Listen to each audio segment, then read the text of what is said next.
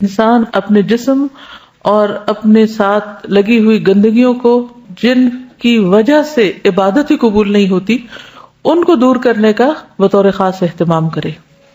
ان میں سب سے پہلے پیشاب کی چھینٹوں سے بچنا، کیونکہ اگر یہ چھینٹیں جسم پر ہوں تو عبادت بھی قبول نہیں ہوتی، تو اس لیے بہت احتیاط کے ساتھ اس سے بچنا ضروری ہے۔ اسی لیے جو حکم دیا گیا وہ یہ کہ پیشاب کرتے ہی فوراً نہیں اٹھ جانا چاہیے، کیونکہ بعض اوقات کچھ حصہ یورینری ٹریک میں رہ جاتا ہے اور پھر وہ بعد میں ڈراپس کی شکل میں باہر آتا ہے، تو اس طرح کچھ لوگوں کے کپڑوں کے ساتھ لگ جاتا ہے یا اور جگہوں پہ وہ چلا جاتا ہے، جس سے نجاست مزید پھیلتی، گندگی پھیلتی ہے۔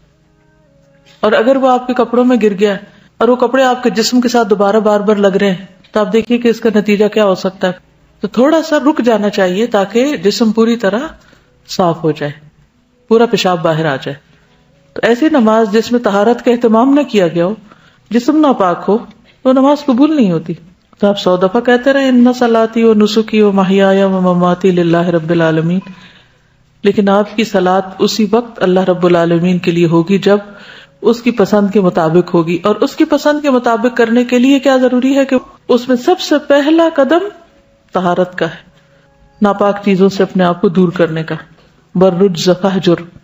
نبی صلی اللہ علیہ وسلم ایک مرتبہ مدینہ یا مکہ کے ایک باغ میں تشریف لے گئے، وہاں آپ نے 2 شخصوں کی آواز سنی جنہیں ان کی قبروں میں عذاب دیا جا رہا تھا۔ تو نبی صلی اللہ علیہ وسلم نے فرمایا ان پر عذاب ہو رہا ہے اور کسی بہت بڑے گناہ کی وجہ سے نہیں۔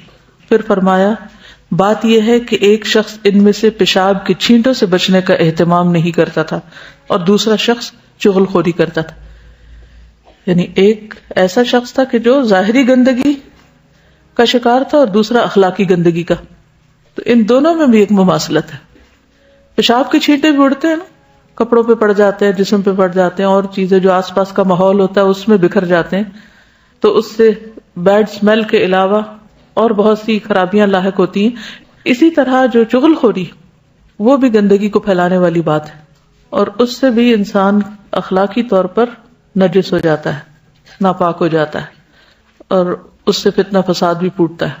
جس طرح پیشاب کی چھینٹوں سے نہ بچنے کی وجہ سے نماز تو نہیں ہوتی، لیکن اس کے ساتھ ساتھ کئی بیماریاں بھی پھیل سکتی ہیں، کئی امراض بھی جنم لے سکتے ہیں۔ اسی لیے آپ دیکھیں کہ کئی امراض کی تحقیق کہاں سے کی جاتی ہے؟ پیشاب کے ٹیسٹ سے۔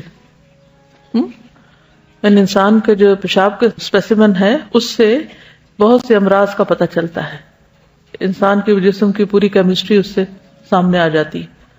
اس لیے بہت ضروری ہے کہ انسان اپنے آپ کو اپنی ہی نجاست یا اپنی ہی اخلاقی برائیوں کے شر سے محفوظ رکھے، ٹھیک ہے۔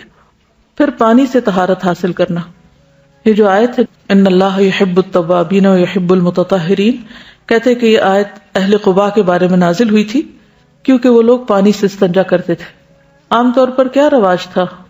مٹی سے طہارت حاصل کرنے کا، اس سے بھی ہو جاتی، لیکن پانی سے جو تسلی ہوتی ہے وہ کسی اور چیز سے نہیں ہوتی۔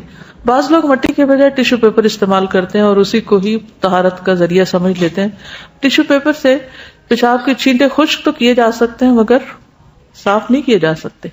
یعنی اگر جسم کے کسی حصے پر پیشاب لگ گیا ہے اور آپ اس کو صرف ٹیشو سے جذب کر لیتے ہیں، خشک کر لیتے ہیں، تو کیا آپ کے خیال میں پاک ہو گئے؟ جب تک اس کو دھویا نہ جائے۔ مٹی کے اندر یہ خصوصیت ضرور ہے کہ وہ وہاں کی لگی ہوئی نجاست کو اگر پوری طرح اتارتی نہیں لیکن اس کی ترکیب کو بدل دیتی ہے، اس لیے پانی سے دھونا لازم ہے، پسندیدہ ہے۔ پھر ناپاک جگہ کو پانی سے دھونا۔ ایک دیہاتی نے مسجد میں پیشاب کر دیا، صحابہ کرام اس کی طرف دوڑے تو آپ نے فرمایا اس کے پیشاب کو مت روکو۔ پھر آپ نے پانی کا ڈول منگوایا اور پیشاب کی جگہ پر بہا دیا۔ یعنی نہ صرف یہ کہ جسم کو بلکہ جس جگہ پر پیشاب ہو اس کو بھی دھو لینا چاہیے، صاف ستھرا کر دینا چاہیے۔ عام طور پر بڑوں کے ساتھ ایسی مشکل نہیں ہوتی، لیکن چھوٹے بچے یا بہت بوڑھے لوگ جو اپنا پیشاب کنٹرول نہیں کر سکتے، ان دونوں کے سلسلے میں پھر انسان کو مزید محتاط رہنے کی ضرورت ہے کہ ان کا بستر ہو یا پھر واش روم تک کا راستہ یا کوئی بھی اور جگہ جہاں ان کا پیشاب لگ سکتا ہو، اس سب کے بارے میں بھی احتیاط برتنی چاہیے۔ صرف اس میں ایکسیپشنل کیس چھوٹا بچہ ہے، لڑکا جو ابھی روٹی نہیں کھا رہا ہو یا کوئی سالڈز پر نہ ہو، تو اس کے پیشاب کی چھینٹیں اگر پھیل جائیں تو ان پر اگر پانی کا چھینٹا مار دیا جائے تو وہ کافی ہو جاتا ہے۔ لیکن لڑکی کا پیشاب یا کھانا کھانے والے بچے کا پیشاب جو ہے وہ نجس ہے اور اس کو دھونا چاہیے. اور دھونے کے لیے پانی کافی ہے، صابن ضروری نہیں. پانی پاک کرنے والا ہے، پاک کر دیتا ہے. صابن اس پہ مزید اس کو اچھا کر دیتا ہے. دودھ پیتے بچوں کے پیشاب کا حکم جو ہے حدیث میں آتا ہے کہ رسول اللہ صلی اللہ علیہ وسلم نے ایک بچے کو اپنی گود میں بٹھایا تو اس نے آپ پہ پیشاب کر دیا. آپ نے پانی منگا کر اس پہ چھڑک دیا، اسے دھویا نہیں، اور کہا جاتا کہ یہ بچہ وہ تھا جو ابھی کھانا نہیں کھاتا. اسی طرح وہ لوگ جو ویسے صحت مند ہوں اور باقی ہر طرح کے چینٹوں سے بچتے ہوں، ان کے لیے یہ احتیاط لازم ہے کہ جس فرش پر وہ نہاتے ہیں اس فرش پر پیشاب نہ کریں، کیونکہ بازو کا تو پھیل کر ادھر ادھر رہ سکتا ہے. نہاتے ہوئے جب صاف پانی کا چینٹا اس پیشاب کے ساتھ ٹکرائے گا تو پلٹ کے واپس آپ پر بھی آ سکتا ہے.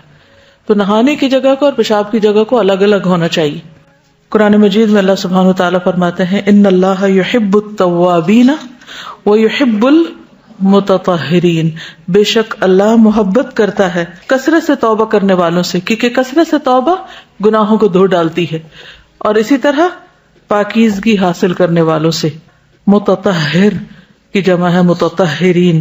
متطہر یعنی جو کوشش کے ساتھ پاکیزگی اختیار کرے.